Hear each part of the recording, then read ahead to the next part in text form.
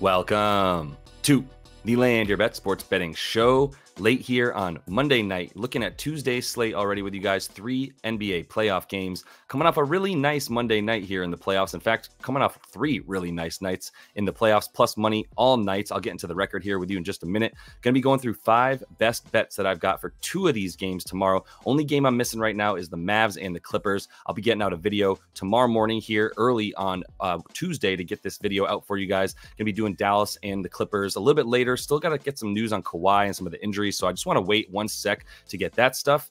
Also coming back with the live stream every day, 5:30 p.m. Eastern on the weekdays, 2:30 p.m. on the weekends, but we're going to be 5:30 p.m. Eastern here on Tuesday, going through the final best bets that we've got. I'll give you guys some updates. You jump in the comments with your bets as well, and then we go through those together. I show you guys some of the process, having a really good time doing that. And get in that Discord as well. I'm in there every day talking to you guys, taking some of the bets that you guys are giving me because they're very, very helpful for some of these looks, and then also dropping my plays with you. And we all kind of help each other. It's a really good time. So jump into that Discord. Link is in the description of the video. For now, let's get right into these best bets. After a quick look at how we did here on Monday night, like what we saw, 7-3, but here's the lesson of the night. I did not portion these units correctly. 2 of my full unit bets were on losing bets there with Bojan and Cole Anthony, and then only had a couple of 1-unit bets there for the rest of these plays. So 1 unit up total, despite a really good record of 7-3. Let that be a lesson to you. The record doesn't matter. It's all about these units. So we're going to continue to look to do a little bit better with that, but still happy with plus money. Never going to be mad at a winning night, right? So let's jump into what we've got here for Tuesday.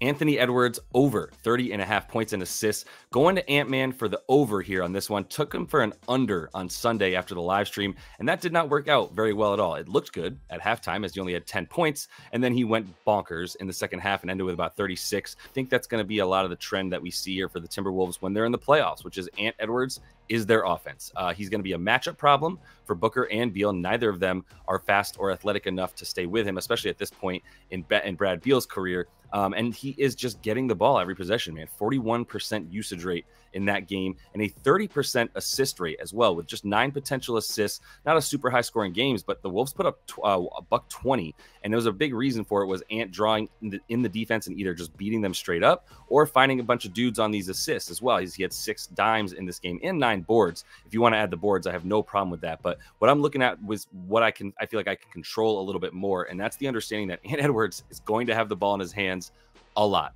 You see there the touches at the bottom, 89 touches for him. The second closest Timberwolf who had the ball in his hands that much was Mike Conley with 69 touches. Nice.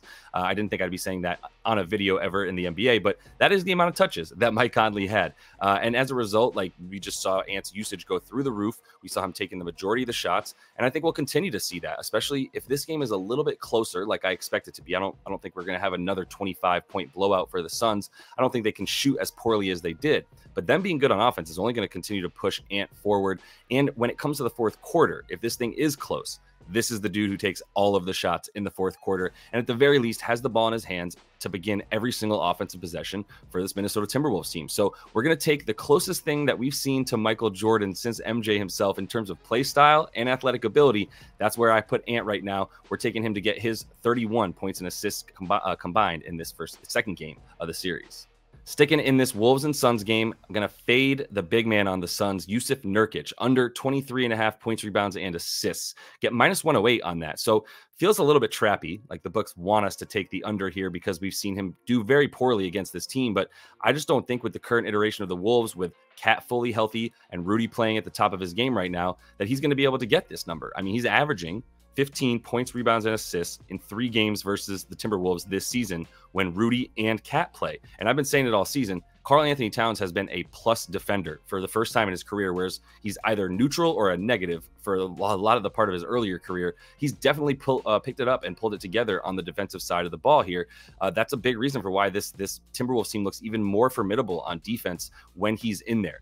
He had 12 rebound chances, did Nurk, in this last game, pulled down, I believe, 5 of them, which is about what you're going to get when you have really good bigs on the other side. You're not going to get 70-75% rebound chance percentages, and I don't expect him to do that, honestly. That was by far the fewest of any Suns starter that played in game 1 there. And really, as far as the rebounds go, just to finish that point, like, he doesn't have much rebound help. He's the dude down low doing everything for this team.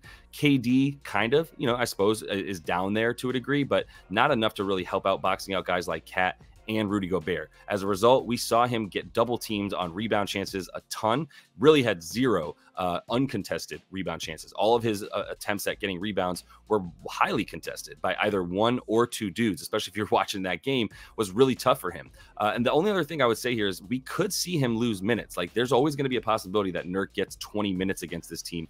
Played 26 in the last game, averages 27 on the season, but if he even gets down to 20, then this is a really good under for us with Nurkic. And that could be the case if they want to go small and try to sort of counteract what this Timberwolves team is able to do with all their bigs. We've seen Frank Vogel do it in the regular season, still has that card up his sleeve, and it's a possibility for Nurk every game. So doubt there'll be any overs for me backing Nurk in this series, but gonna take him for an under on the points, rebounds, and assists here in game 2. Let's move it east and go to that Bucks and Pacers game 2 here after a very impressive win for the Bucks in game 1. Now we're going to take the Pacers to come out with a vengeance here in the first quarter and at least cover this half-a-point spread that they have to win the first quarter. That gets us even money on DraftKings, got a full unit on it, and I'm really expecting Indy to come out strong here and have a big turnaround after an absolutely dreadful shooting performance for them in game 1. 75 of their shots were uncontested, yet they still missed 38.7. Well, they still only made 38.7% of those shots, had an even worse percentage from the field overall. It was about 32% overall, with including those contested shots for them. So it's not like I think they can shoot that poorly again. This is a very good shooting team, and I think they're definitely ripe for a turnaround against a bad defense. This Bucks D is not good at defending jump shooters. In fact, that's the weakest part of their defense, is out above the perimeter and in the mid-range. And, look, the Pacers like to go to the rim for sure, but they also just missed most of their threes, 21.5% three-point percentage in that game. So I expect a positive regression for them back towards the average of what they normally shoot. And then Dame is the other thing. So we saw Dame be the storyline of game 1. And really, it wasn't just how good he was in this first half.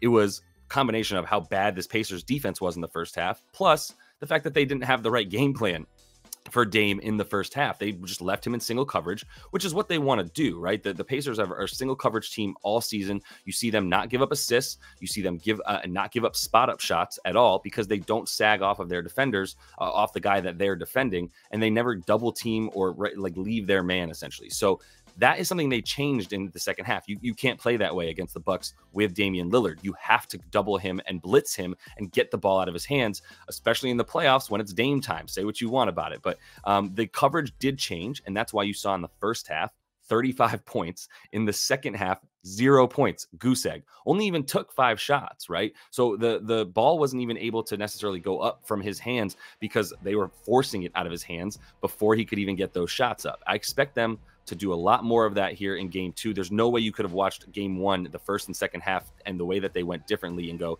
yeah, let's go back to what we did in the first half. You can't do it, Rick Carlisle. I refuse to believe he's going to try that. So being able to handle Dame and limit him is going to do wonders for being able to limit everybody else on the floor. You saw in the first game there in the first quarter, Dame came out, had 19 in the first quarter, 6 for 11 from the field, and the rest of his team was 4 of 15 from the field, right? And I would expect that's what they were going to get here. Like the Milwaukee others, if you will, the role players outside of Dame, and to a degree Chris Middleton, are just not as good without Giannis on the floor, drawing in the entire defense so that a lot of guys get wide open threes. That's going to be the case here once again. Not going to see too many open threes, going to see the ball out of Dame's hand, and going to see Indy shooting much, much better. Speaking of Dame Lillard, I'm going to take an under on his assists here. 6.5 dimes, plus 105 for that number for us. Just put a half unit on it to win a little bit more than a half unit back. And really, look, like, it's tough for me to explain to you that I don't like his assists right after saying that the Pacers are going to force the ball out of his hands. But I'm expecting a little bit more of the secondary assists, or the hockey assists for Dame in this game, where he finds a guy who's not quite open, but that guy finds a guy who is open, because the defense has been so imbalanced towards Dame Lillard that by the time you get to the second pass away from Dame, now you've got an open man, right? And that's what I expect in this one. In game 1, we saw him with 11 potential assists and just 3 dimes that he ended up with. He's gone under in 4 of the 5 games this season against the Pacers. And in fact, the only time he went over he had Giannis on the floor with him, right? So I don't think there's a correlation between Dame getting more assists and Giannis being off the floor, because they run a lot of pick and roll together with Dame as the pick and roll man, and who more dangerous as the roll man, the ball handler rather, and who more dangerous as the roll man than Giannis Antetokounmpo, right? That's why you've seen in the games that he's played them, the 5 games against Indy this season, 9.6 potential assists for Dame and just 5 dimes total. And this is the #1 assist team in terms of defense, rather, in terms of limiting assists, are the Pacers. That's what they do entirely because of everything I said at the beginning of this segment, which is they don't sag off or help. The only dudes that they're going to help off of are the ones that, like maybe Pascal, who's not quite the 3-point shooter, or, you know, other guys like Nesmith in the corner. They're not as worried about them as shooters. So that dude, whomever is guarding the least, you know, I guess, dangerous player for the Bucks, that person will be doubling down on Dame all the way up at the top of the key, making him get rid of it immediately, right? I think he'll continue to go under without Giannis. To what I was saying a minute ago, 6 of the 9 games that he's played out without Antetokounmpo this season, he's gone under this assist number pretty comfortably. So I'm going to go ahead and keep that going for him and assume that he's going to get maybe 5 as the ceiling is what I have for him. More likely 4 or so once again in this game 2 here for Dame Lillard. Favorite best bet of the night is going to be a Pat Bev under 4.5 dimes for the wily veteran, Mr. 94 feet, I believe they call him, because he covers the whole floor. -108 for us to get that. So feel really good about that juice. Does feel like the books are trying to sucker us again into taking his under because they're giving us better odds than they are for the over.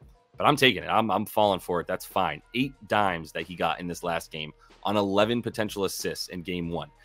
He averages 5 potential assists with the Bucks in 20 minutes, right? Now, he did play 36 minutes in game 1, and you can expect him to continue to play some pretty big minutes because of how well he defends the perimeter and how much this Pacers team does rely on shooting from outside. He's also just a good defender in terms of getting back in transition, and that's the other thing that we know the Pacers want to do. So he is a tailor-made defender to be out there against this Pacers squad, and I expect that he'll continue to be utilized like that by Glenn Doc Rivers, right? He'll keep having Pat Bev playing as his point of attack defender.